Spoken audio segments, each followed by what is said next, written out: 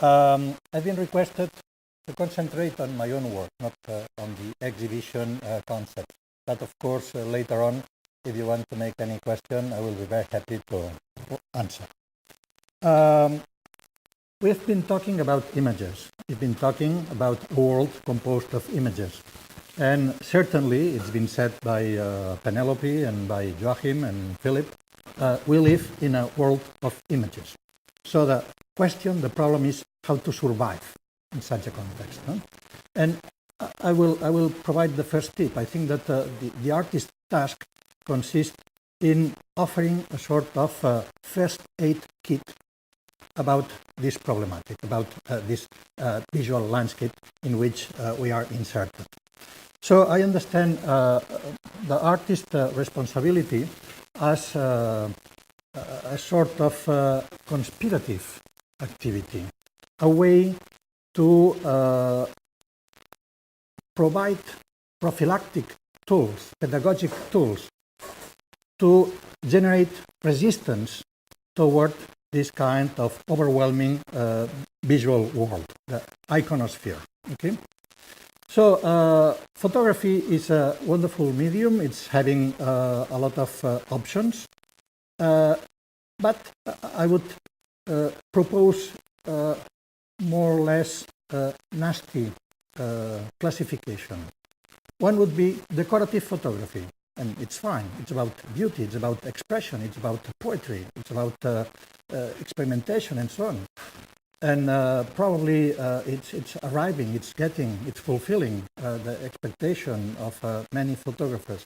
I respect that, but I'm not an expert in that field. Instead, there's a second category, which is conspirative photography. Photography which provokes controversy. Photography which shakes the consciousness. Photography which make us think. Let's call it somehow conceptual photography. Photography which challenge our knowledge of how we are, in which society we live, which challenges problems of memory, of identity, of truth, and so on. Well, this is the aspect of photography I would like to address my talk. But, as I said, photography is a very rich medium. It ranges many options. It's a language, it's a culture, and all the possibilities should be respected and coexist peacefully with other ways. My own work has been ranging for about 40 years, and it's always difficult to pick up a few examples, which could be a sort of complete summary. But I would say that the outline has been to analyze the true essence of photography. And photography could be approached by different aspects. For instance, Philip just talked about time, the instantaneity, the fact that in photography theory, the Cartier-Bressonian decisive moment has been a seminal idea to define what's the quintessential nature of photography if we compare with other visual representations, painting, drawings, and so on. We can slice life and capture a precise moment. Okay? But also photography has been dealing with eternity. I mean, okay, we capture life, but we preserve it forever. And in such a way, we deal with memory, we deal with mementos, with remembering. Okay? So when, for instance, we talk about photography history and photography nature, we usually go back to the first descriptions of camera obscura, 5 centuries before Christ, or about the light sensibility of silver salts by the Arab alchemists, or by the development of optics during the Renaissance, and so on. So this could be the precedent moments of photography. But even, I think, we should go farther. And let me show you this example. Before Niepce and Daguerre, did photography exist? Somehow. It's depending how we define photography, how we understand the photographic ontology. I'm showing a slide of an amber piece which frozen 10 million years ago the attack of a spider to a wasp. This is a sort of snapshot. Imagine the scene. A spider was going to attack the wasp, and suddenly a resin drop fell and fossilized the scene.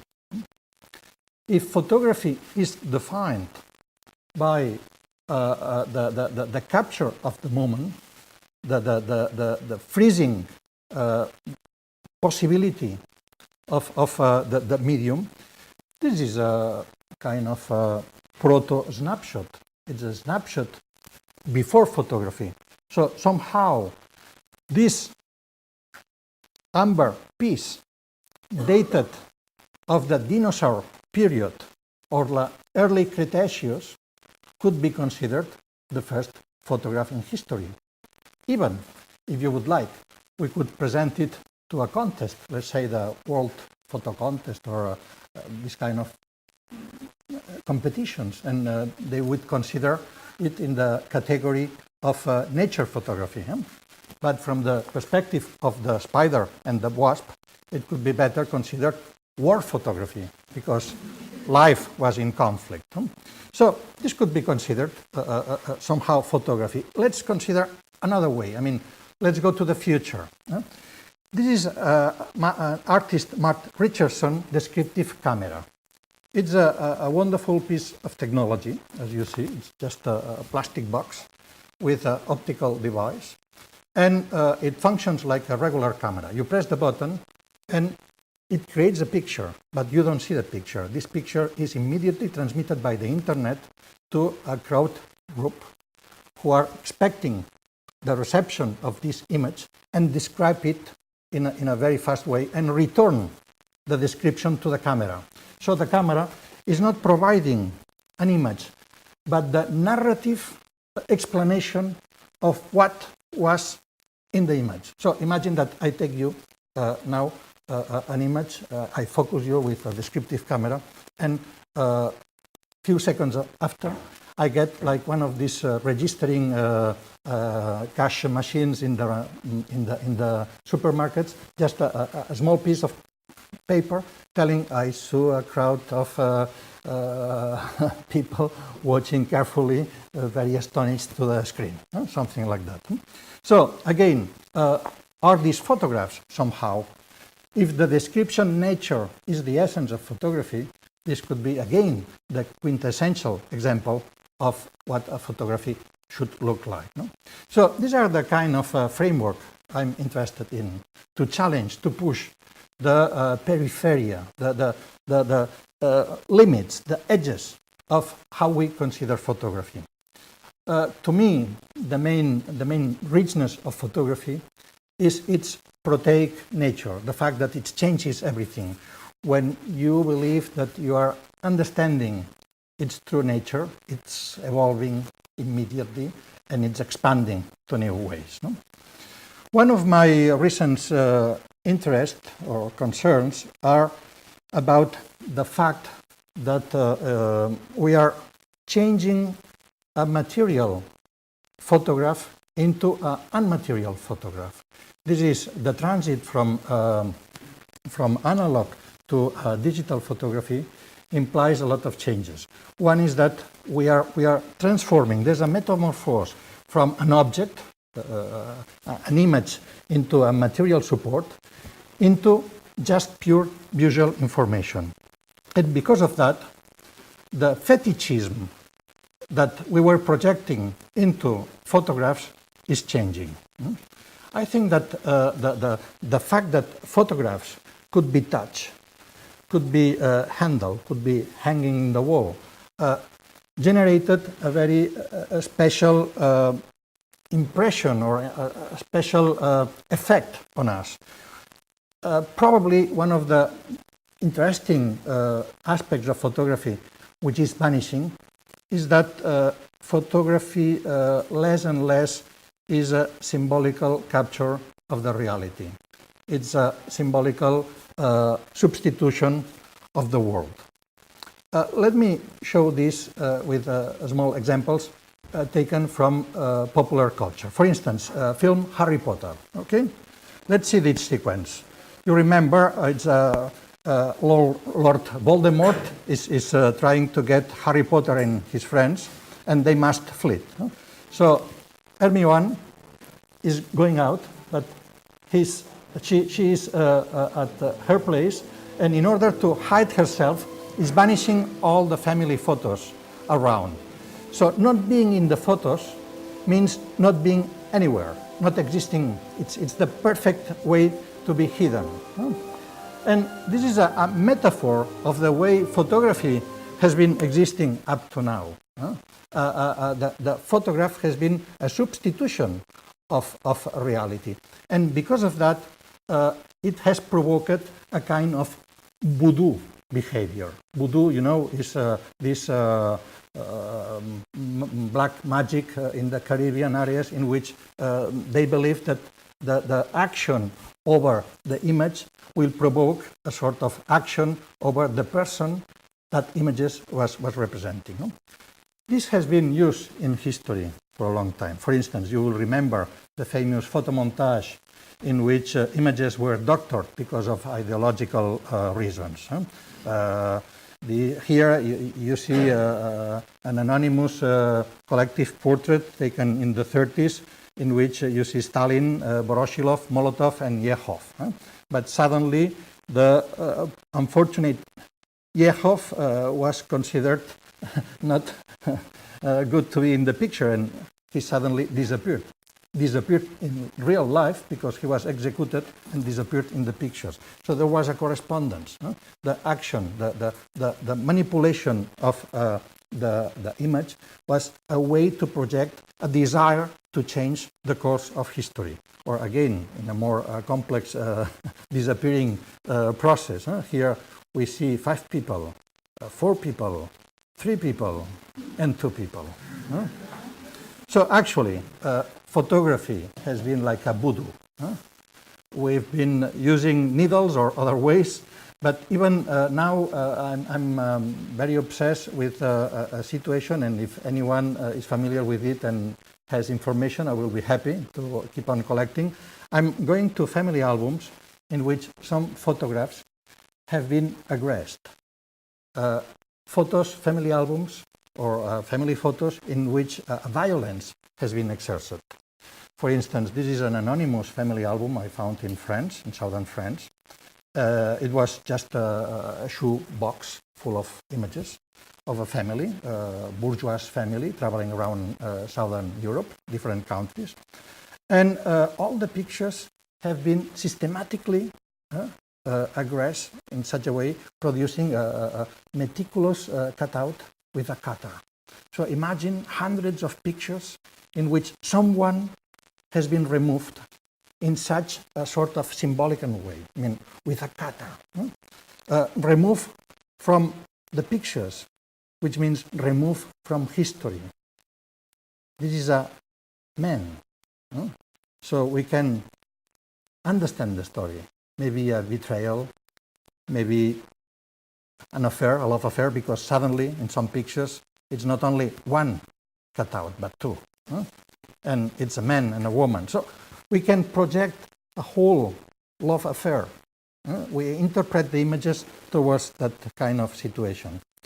So this is something that I'm fascinated, these kind of situations, these interactions between photography and our lives. Okay, so according all this preface, all this introduction, let me present a project I've done dealing with archive photographs. The title is Sputnik, and it deals with the fact that the face of history sometimes is remodeled to suit the capricious imperatives of power and its interest. This is politics, the political dimension of the photography function. This project started at the turn of the century. in 2003, 2004, when auction house in New York, Sotheby's, presented an auction of objects which were related to the space race to the 60s, when US and the Soviet Union were competing to arrive first on the moon.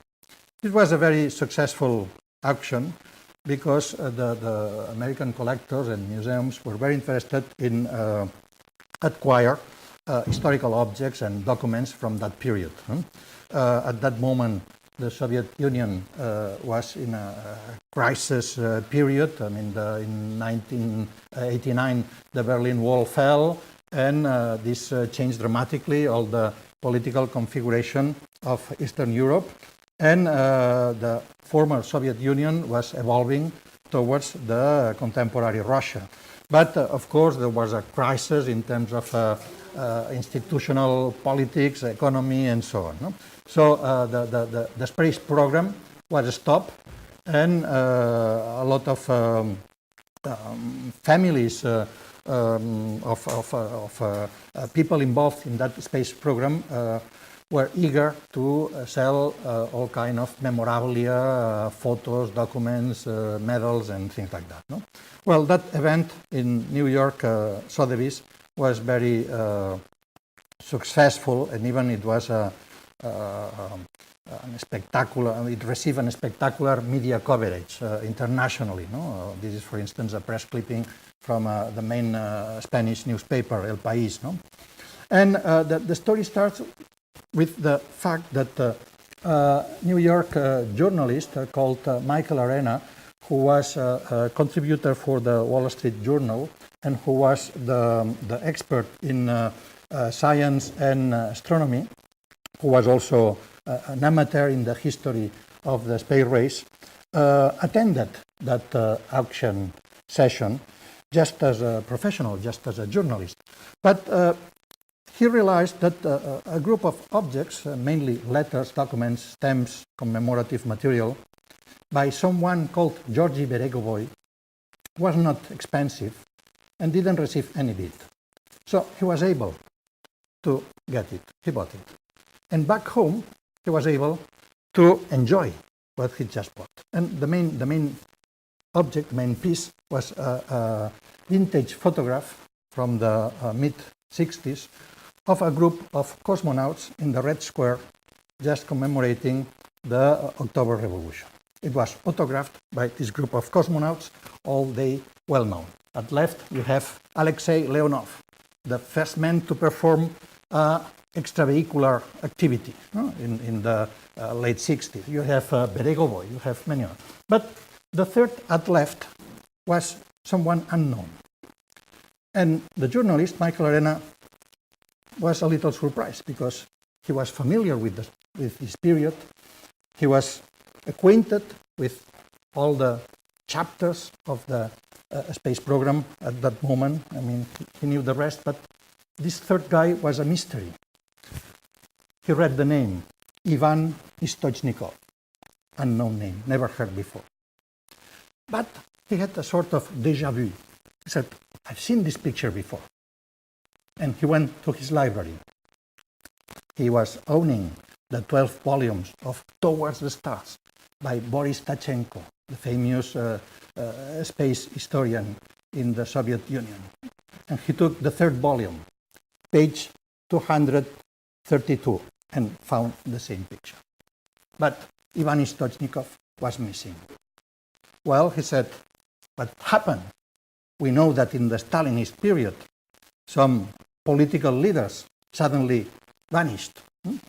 Or even, Trotsky disappearing from books, even from school books, and children crossing his name and writing enemy of the people, things like that. But why a humble cosmonaut suffered this kind of effect? So, of course, he thought, well, that's a story. That's a story. So he proposed his editor to devote time and some resources to travel and do research and write a piece. And that's it.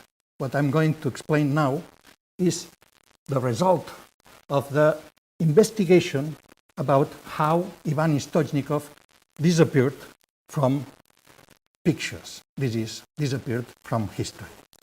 This is the official portrait of Colonel Pilot Ivan Stoichnikov. And who is actually Ivan Stoichnikov? Ivan Stoichnikov, it's me. I am Ivan Stoichnikov. My name, Joan Fontcuberta, translated into Russian, is Ivan Stoichnikov. Fontcuberta means covered fountain, or hidden fountain, or secret fountain. No? So why am I doing that? It's an artistic strategy. When I did that project, I started that project in 1990. At that moment, I was a visiting artist at the Art Institute in Chicago, and for the first time in my life, I saw powerful computers working with images. And I thought that this was going to change completely the photographic language, tending from a descriptive to a narrative system. And at that time, I wanted to do something about the history of the Soviet Union, because it was very cloudy, it was very mysterious. From the NASA space program, we know more or less everything, even if it was sometimes filtered by propaganda. But from the Soviet Union, it was really a shadowed explanation of what happened. Even at that moment, the archives were not declassified, so access to information was very difficult. So I wanted to do that on that aspect. But at that moment, this was an ambitious project. It required a lot of documentation, a lot of reading, traveling to Russia and things like that, and a lot of money, a lot of resources. So it took me about 6 years to arrive to, fill the puzzle. And in that time, I was becoming a reputation as a falsificator artist. So in case that this project would have been presented under my name, then everybody could have be suspicious. Maybe there's a fishy story behind. So my strategy is that I present this story anonymously. That when the project is presented in museums or other contexts, my name is never related to the project. So how I sign it? By my face in my name translated into Russian. So I invented a non-existing foundation, which is the Sputnik Foundation, with a postal address in Moscow and an email, and I can manage the exhibition and everything. Even I receive letters and I reply with my, my official papers and things, but never as being Joan Fontcuberta. Of course, now it's known because the exhibition has been touring around.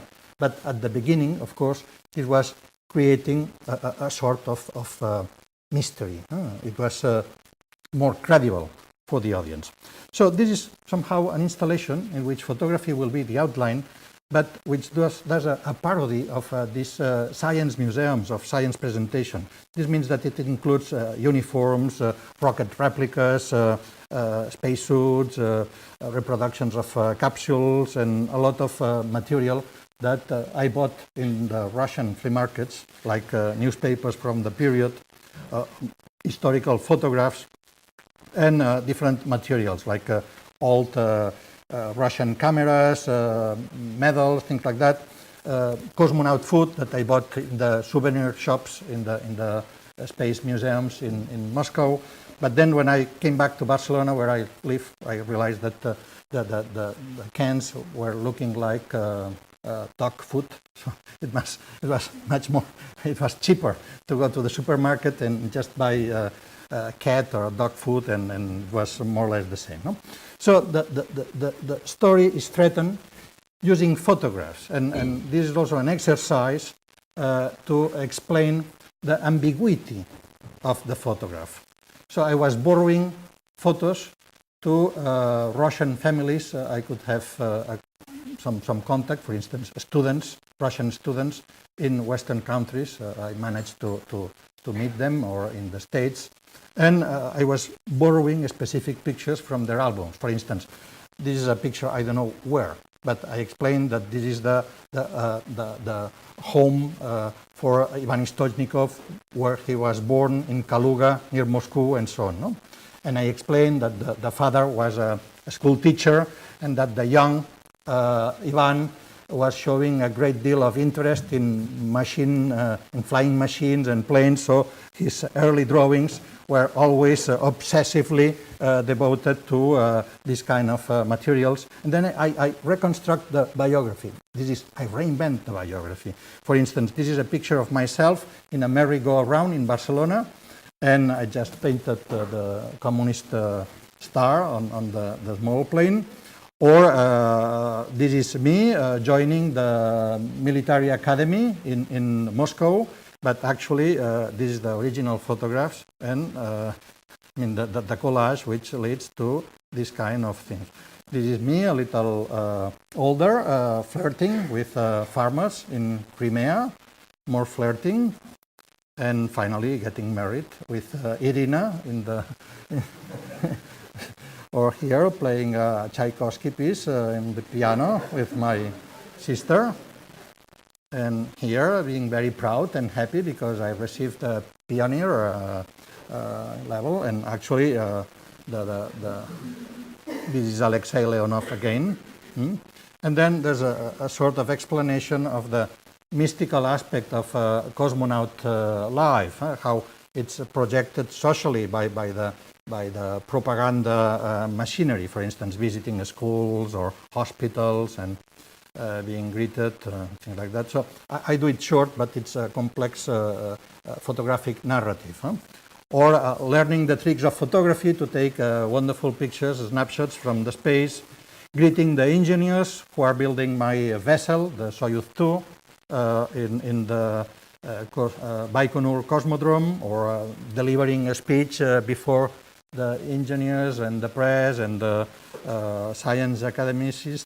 This is my vessel, the Soyuz 2, ready for the launching and saying goodbye before the mission and the taking off, crossing the dense layers of the stratosphere and in orbit. Okay, so the story is a long explanation, but at that moment in the mid-60s, as the Americans and the Russians were competing to get to the moon, there were two different strategies. And the Soviet strategy was the Soyuz program. Soyuz in Russian, you probably know, means union. And the idea was that small vessels, a small spacecraft, the Soyuz spacecraft, should establish orbital stations around the Earth and then send other vessels to the moon and establish an orbital station around the moon, and then finally land on the moon. But this was requiring that the docking maneuver should be performed perfectly, and this was a problem at the beginning. No?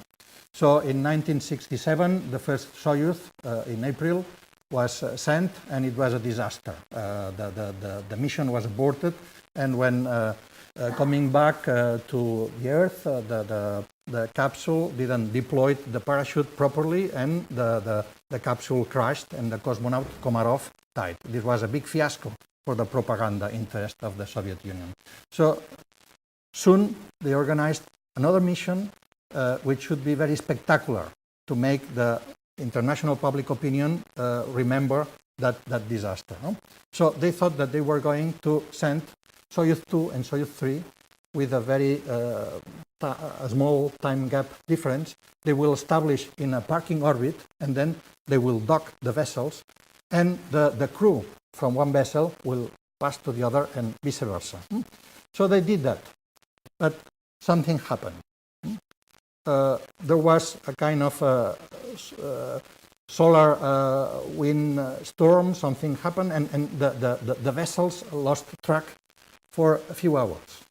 And when they reestablished the communication, Stoichnikov disappeared. He was not inside the capsule, and that was a mystery. And of course, the Soviets were not able to accept a second fiasco. So they did a kind of Machiavellic maneuver. So they said, okay, we'll doctor all photographs in which Stoichnikov is appearing. We'll send Irina, the wife, to Siberia. We'll blackmail all the colleagues.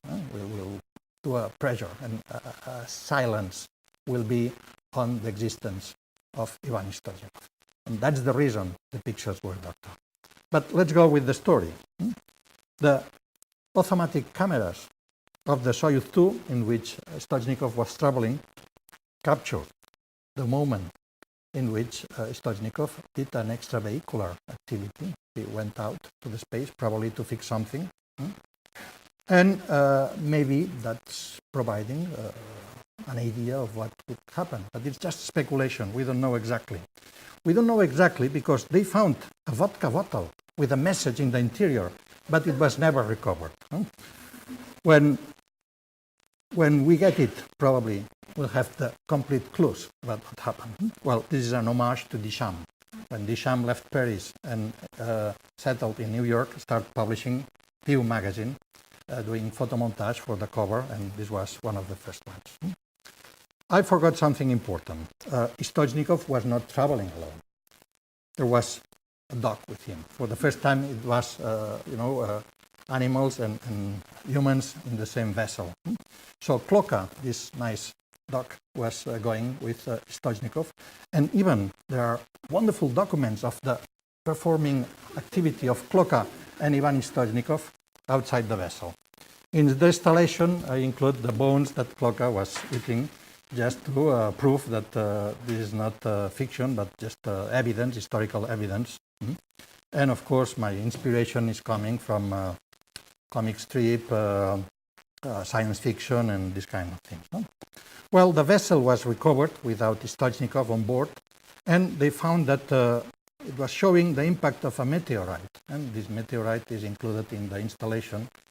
But there's a warning sign because this meteorite is having some radioactivity properties, and there's a sign, please, pregnant women and persons with a pacemaker, don't come close because it can be dangerous, because geologists have proved that this meteorite is composed of kryptonite, that is a dangerous substance not existing in the earth, so keep away. And a lot of people get frightened of that. That's very funny. Well, regarding the pictures, I borrow pictures from space agencies, the NASA in the States, or the Soviet photo in Russia, and I use some pictures to outline the story. But sometimes I did myself the pictures. For instance, this is just a pancake at home in the kitchen, with the proper light and the flour and all the materials that you have in a very domestic way. So when you establish a credibility framework, everything is possible. Everything is possible. Or for instance, this is looking very scientific, but you are now looking at a flying potato.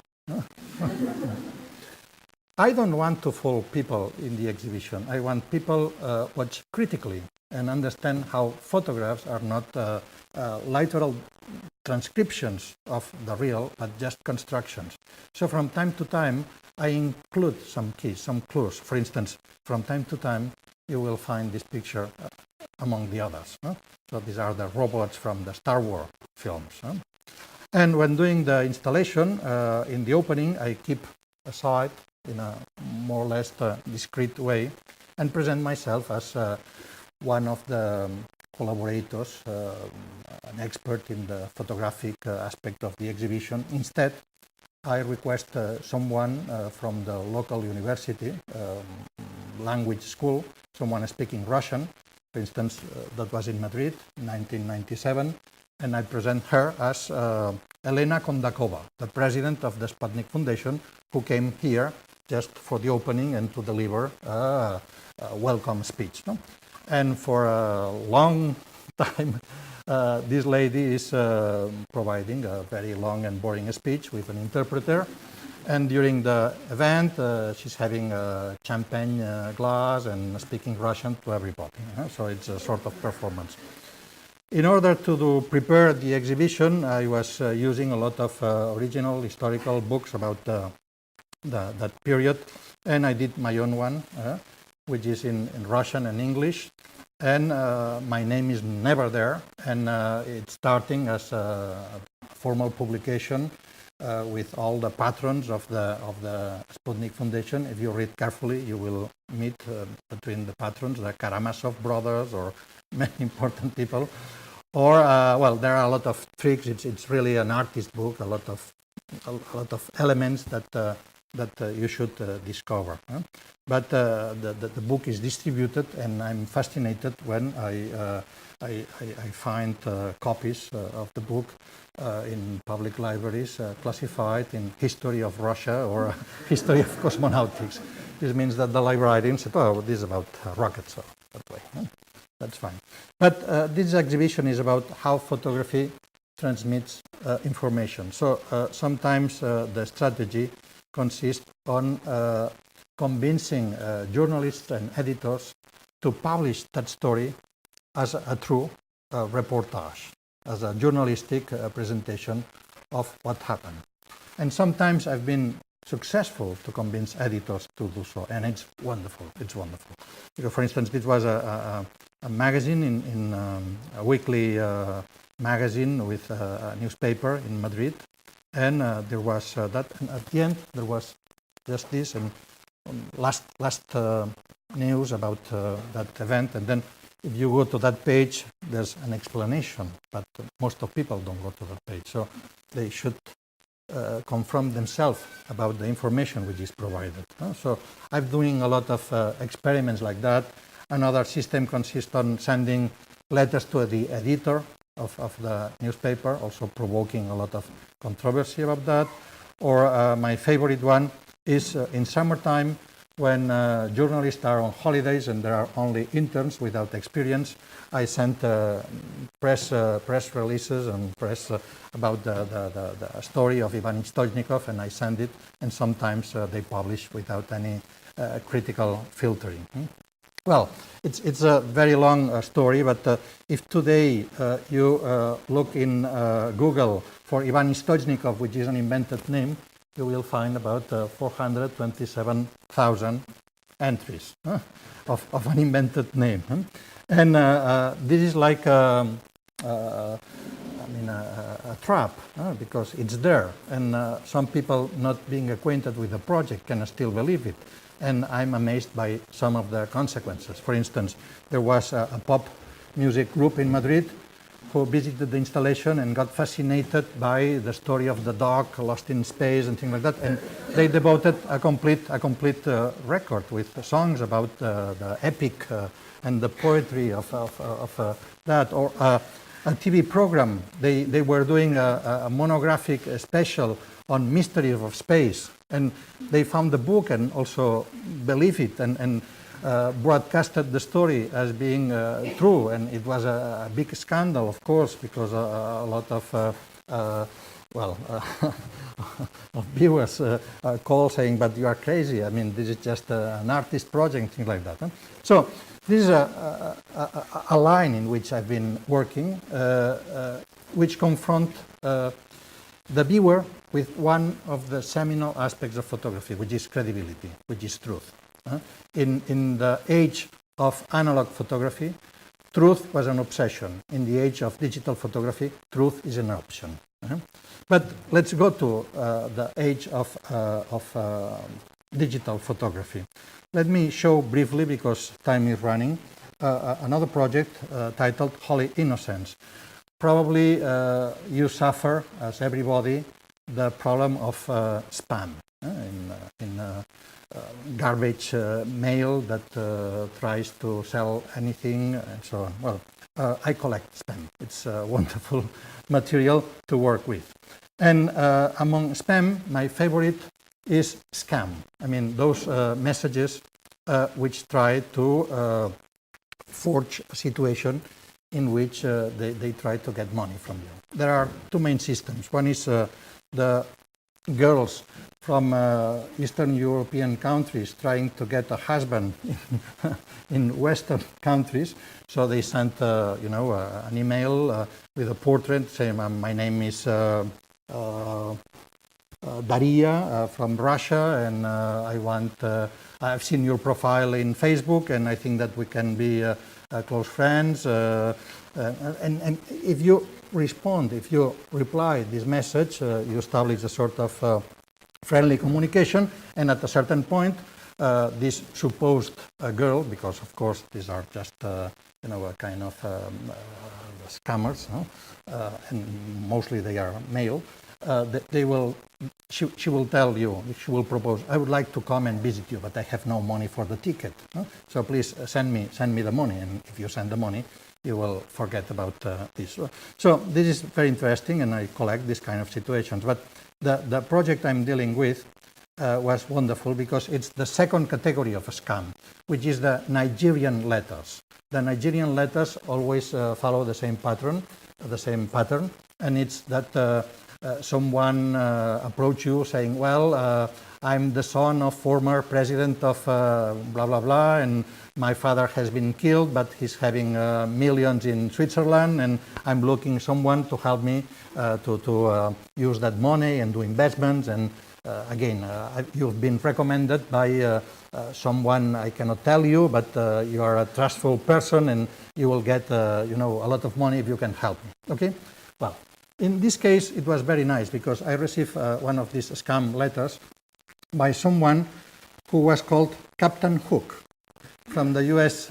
Army in Iraq. I said, Captain Hook? Wow, that's a fancy name. But I thought, okay, I'll go on. This is a fiction. I know, I'm aware that this guy is trying to fool me, but I know, so I will fool him first. Okay? So there are two fictions facing one to the other. So I said, okay, what's your story? Okay, he said, well, I'm in Baghdad, and we found in a container, and he provides the press clipping, a lot of money, probably from Iraqi officers who fleeing were not able to take the money, a lot of millions in dollars, in euros, in everything. No? And this is now, I took some of the money, and I offer you part of this money if you help me to do something with it. Okay, yes, absolutely, I'm willing to do that. It's a big business, but I mean, you just approach me anonymously and give me proof that you are right, that you are telling the truth. Send me a photograph of the money. And he sent me this picture. Okay, said, okay, we are going in the right way. But,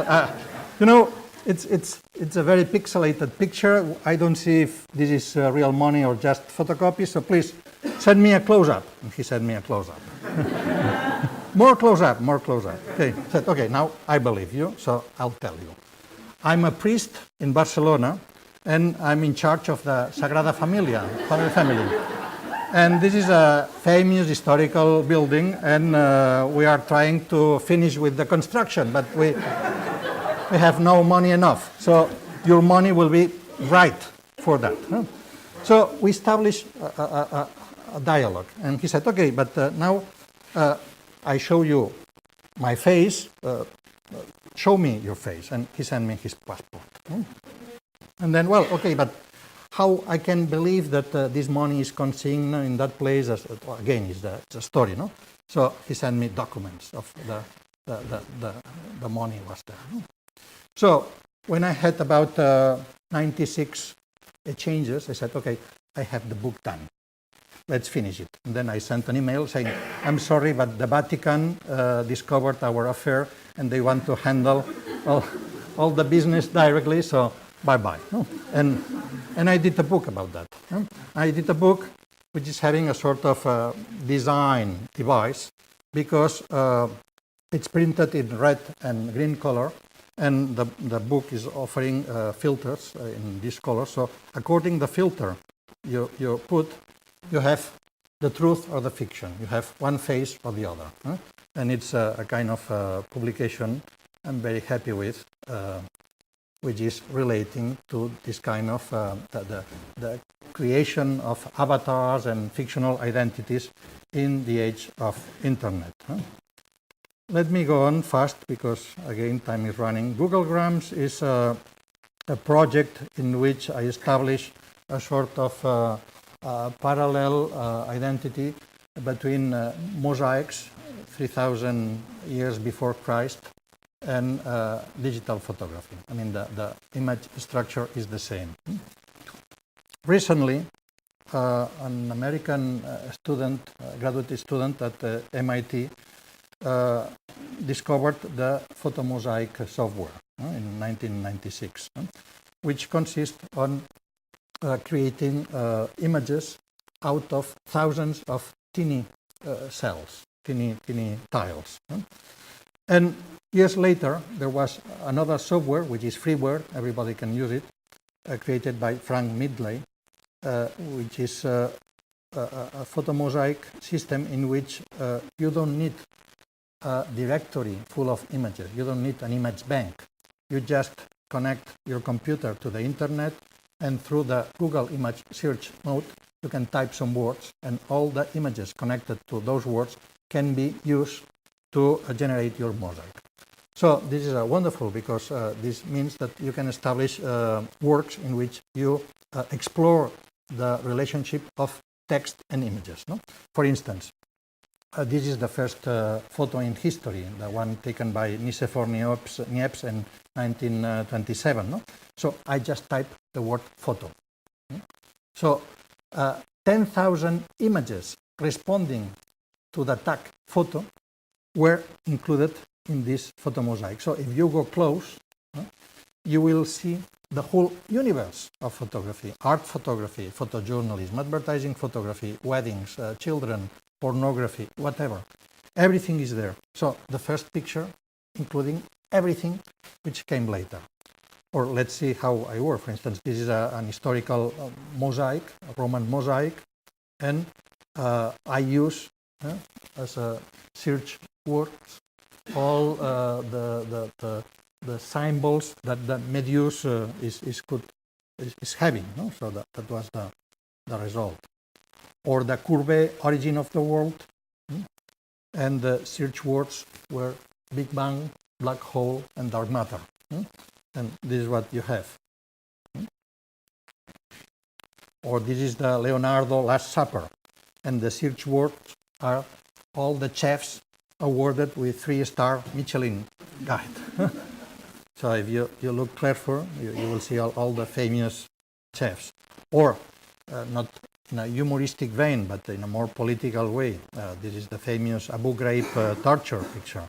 And the words were all the people involved in the affair: politicians, military, civilians, and so on. So again, if you look carefully, you will find all the faces of people involved. Or metaphorical, this is a homeless, and this is made with the 25 richest persons in the world. So the poorest and the richest. And I'm explaining that to go to a recent project, which was an assignment in a small village in northern Spain. And they requested a site-specific project. And I thought that this procedure, this system, was going to be very suitable. So this is a village called Sajazarra, famous for the medieval castle and the vineyards. It's in the Rioja region, famous for the wine. And after doing some research, I found that there was a nice story there. They have a bell, which is called the Moorish Princess Bell. And there's a story. In medieval times, there was a war between Muslims and Christians. And when Sajazarra was in the frontier of the two areas, Moorish princess wanted to become Christian and tried to get the baptism in different villages, but she was always refused. Only in Sajazarra they accepted. And to acknowledge that, she donated a bell to the town, to the village. And still now, there's a bell which is a kind of remembering of this gesture of tolerance, of welcoming, and so on. So I wanted to do a mural which would remember that story, that legend. And in order to do so, in connection with the municipality, I asked the families in Sajazarra to provide their family albums, and together with some assistants, I would reproduce or scan everything without exception, no discrimination at all, and will compose a kind of mosaic of thousands of pictures which would remain there and will be available as an archive of popular memory. But again, with all these pictures, I was to compose a mosaic which would be made in photoceramic system. Photoceramic is the procedure that you use usually in cemeteries for dead people, because it's the most resistant to rain, to ice, to cold, to whatever. So it's absolutely permanent. So I did a photomosaic using the bell as the model, but using all the elements, all the pictures of those villages. And that's how it looks like in the main church. So the sort of digital Facebook done in that village. This is a permanent piece. This means that it will be there forever, and it's a way in which all the inhabitants of the village share experience and rememberings and stories of the past. And I arrived to the last project, very recent. I just opened it 3 weeks ago in a museum in Spain, and the title is Gastropoda. Gastropoda is the Latin terminology for snails and this kind of animal. And this is about the metabolism of photographs, the metabolism of photographs. I believe that photographs have a life. They are born, they evolve, they decay, then die, and sometimes they are recycled and be transformed. I mean, Penelope or Joachim yesterday, they taught us how to transform, how to recycle those images into new lives.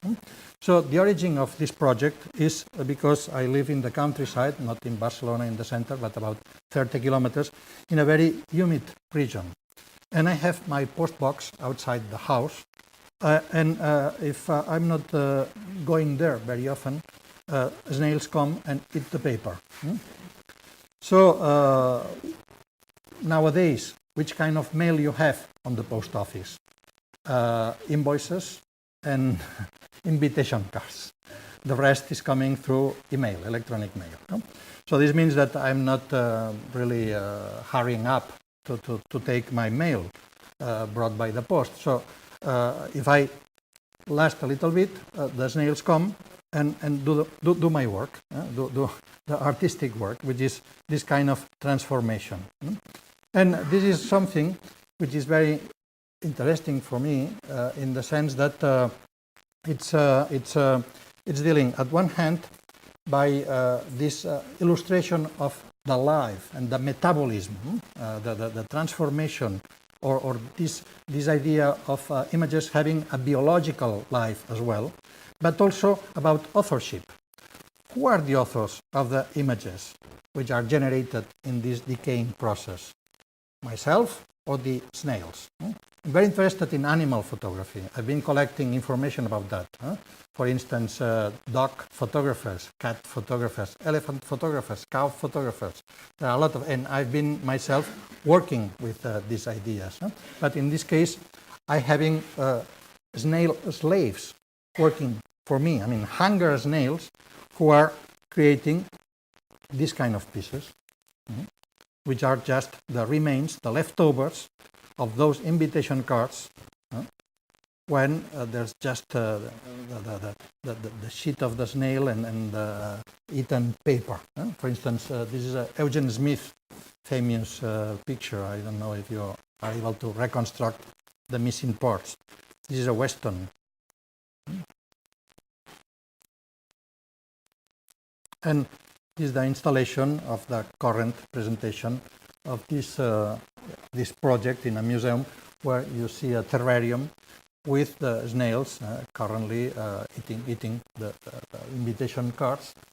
So it's a sort of confrontation of contrast, because you have here the remains are just waste, but these remains presented in the museographic, beautiful way, elegant way, with frame, with a nice print, and so they became so-called art. So it's a sort of parody of how art is mainly an issue of mise en scène, an issue of rhetorical display somehow. And with that project, I will finish. Thank you for your attention. And as I said before, I'm able to reply any question, whether about this kind of work, whether about the exhibition. Thank you very much for your attention.